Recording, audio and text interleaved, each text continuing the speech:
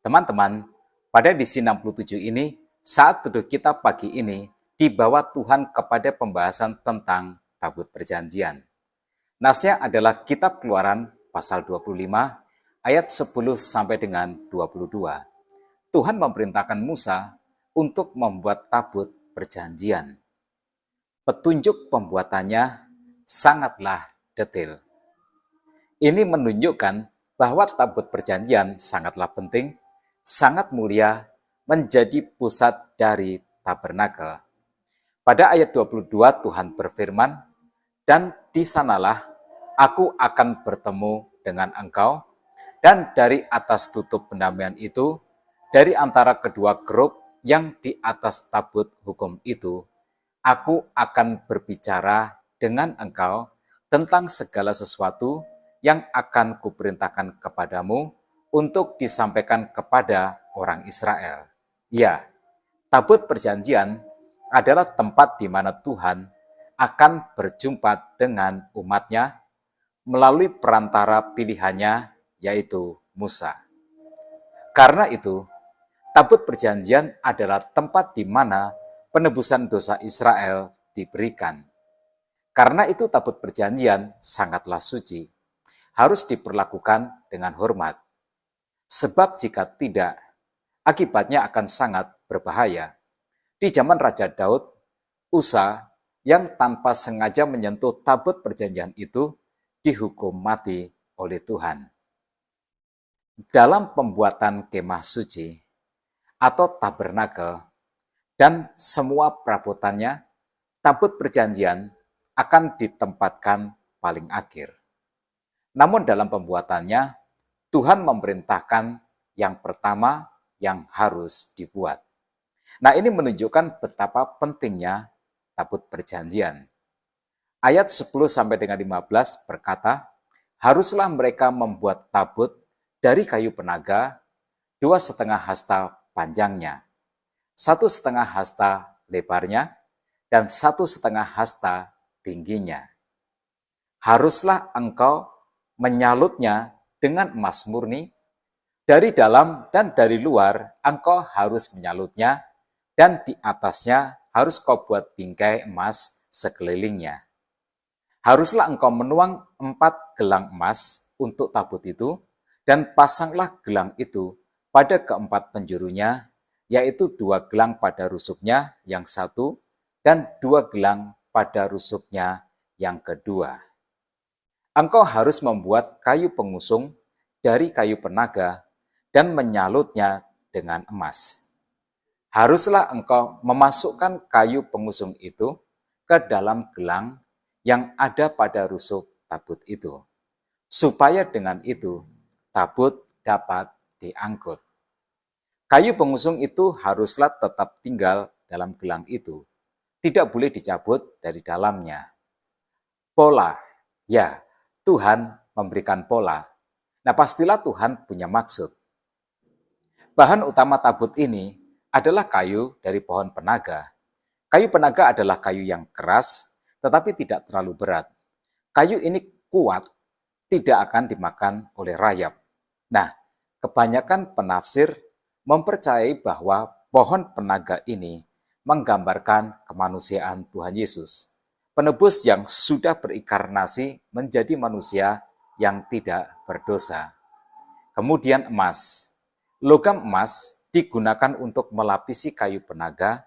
Ini menjadi gambaran Tuhan Yesus yang berinkarnasi menjadi manusia sejati, tetapi sekaligus Tuhan yang sejati.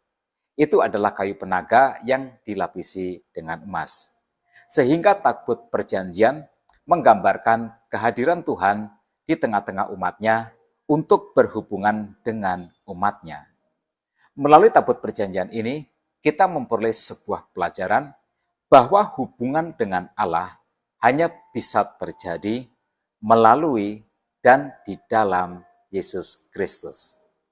Lalu pada bagian atas tabut harus dibingkai dengan emas, dan pada sudut-sudutnya dipasang gelang-gelang emas yang terpasang secara permanen. Gelang-gelang emas ini digunakan sebagai pengait untuk kayu pengusung yang kayunya dibuat dari pohon penaga yang juga dilapisi dengan emas. Tujuannya adalah bahwa saat tabut itu dipindahkan, tabut dapat dipindahkan tanpa menyentuh badan tabut itu. Jadi, kayu pengusung menjadi pengingat betapa sucinya dan berbahayanya tabut perjanjian, sehingga tidak boleh tersentuh oleh manusia apapun alasannya. Sebab bagi yang menyentuhnya pasti dia akan mati. Insiden Usa yang menyentuh tabut perjanjian tanpa sengaja menjadi pesan bahwa Allah Maha Suci. Dan karena itu, umat yang berdosa tidak dapat menyentuhnya. Ke dalam tabut itu harus diletakkan loh batu yang bertuliskan 10 hukum Tuhan. Jadi, tabut perjanjian mewakili tahta Allah dan loh batu yang bertuliskan 10 hukum Tuhan menunjukkan bahwa Allah lah yang memerintah Israel. 10 hukum Tuhan menggambarkan karakter Allah yang suci. Karena itu, pelanggaran terhadap hukum Tuhan akan mendatangkan penghukuman, tetapi ketaatan terhadap hukum akan mendatangkan berkat. Di ayat yang ke-17 dikatakan, juga engkau harus membuat tutup pendamaian dari emas murni, 2,5 hasta panjangnya, dan 1,5 hasta lebarnya. Ayat 21 sampai dengan 22 mengatakan, haruslah kau letakkan tutup pendamaian itu di atas tabut, dan dalam tabut itu engkau harus menaruh loh hukum yang akan kuberikan kepadamu. Dan di sanalah aku akan bertemu dengan engkau, dan dari atas tutup pendamaian itu, dari antara kedua grup yang di atas tabut hukum itu, aku akan berbicara dengan engkau tentang segala sesuatu yang akan kuperintahkan kepadamu untuk disampaikan kepada orang Israel. Jadi, pada tabut perjanjian itu, yang di dalamnya diletakkan loh batu yang bertuliskan 10 hukum, harus dibuat tutup pendamaian. Nah, tutup pendamaian harus terbuat dari emas murni. Tutup pendamaian ini menggambarkan belas kasih Allah. Ketika umat melanggar hukum Tuhan, ada pendamaian supaya dosa umat diampuni. Pendamaian ini hanya terjadi oleh darah penebusan. Dalam penebusan dosa, keadilan Tuhan terpenuhi. Darah penebusan menggantikan hukuman dosa, sehingga kasih Tuhan dinyatakan. Nah, jadi tutup pendamaian menggambarkan Kristus yang menyediakan penebusan dosa dan mendamaikan manusia dengan Allah. Sedangkan kerup yang harus dibuat seperti dikatakan dalam ayat 18 sampai dengan 20, mewakili kekuasaan dan otoritas Allah. Melalui tabut perjanjian Allah hadir dengan kuasanya untuk memerintah Israel. Nah, teman-teman, apa pesan utama dari kisah ini? Yang pertama, Tuhan Maha Suci dan manusia berdosa.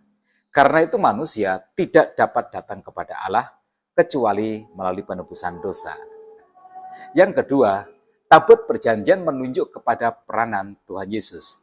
Tuhan Yesus adalah pendamaian bagi dosa manusia. Tuhan Yesus membayar hukuman dosa manusia dengan mati di atas kayu salib. Darah Yesus adalah darah pendamaian yang memperdamaikan manusia dengan Allah. Hanya di dalam Yesus sajalah manusia dapat diselamatkan, seperti yang dikatakan Tuhan Yesus sendiri di dalam Injil Yohanes pasal 14 ayat yang ke-6, akulah jalan dan kebenaran dan hidup. Tidak seorang pun dapat datang kepada Bapa kalau tidak melalui aku. Nah, tetap semangat dalam kehidupan. Tuhan Yesus memberkati kita semua.